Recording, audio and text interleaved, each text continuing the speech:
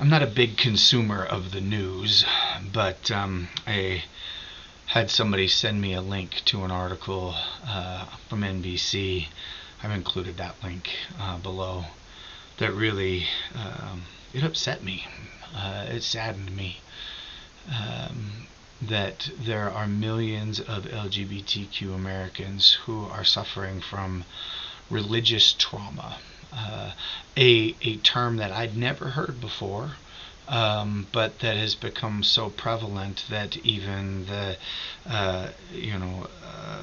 counselors and psychologists are considering including it as a traumatic disorder. That people, LGBTQ people, have been so maligned, condemned, abused by the Christian faith, that it can be attributed to, or that it's become an experience of trauma.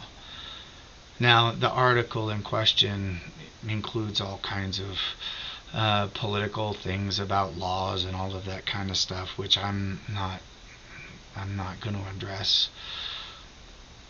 But I am going to say that it really bothers me when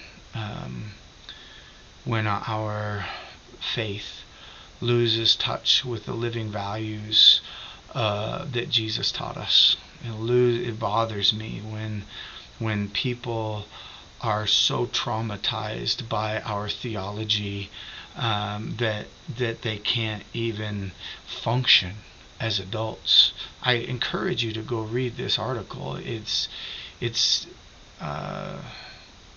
beyond saddening. It is. It's painful.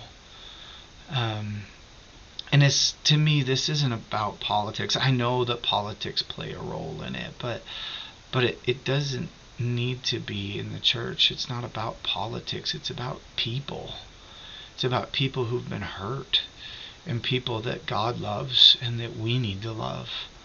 It is, in my estimation, something that we as a church need to do better with.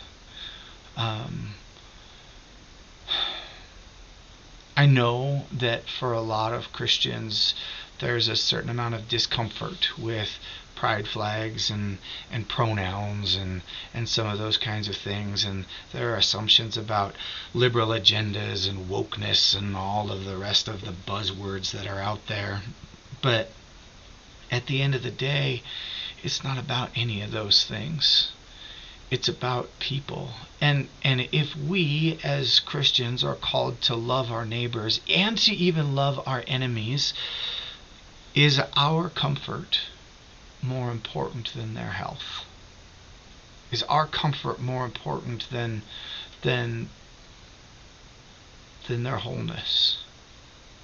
Is our insistence on our understanding of sexuality, is our theology more important than people who've been harmed and damaged and suffer trauma, and people who may not ever be able to walk through the doors of a church again because of the incredibly painful experiences that they've had at the hands of people like me and you?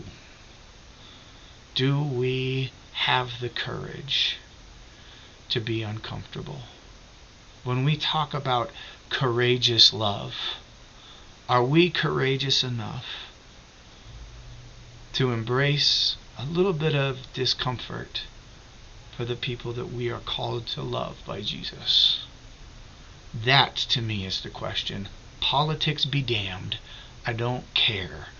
That's the question. Are we courageous enough to love the people that God calls us to love, no matter what?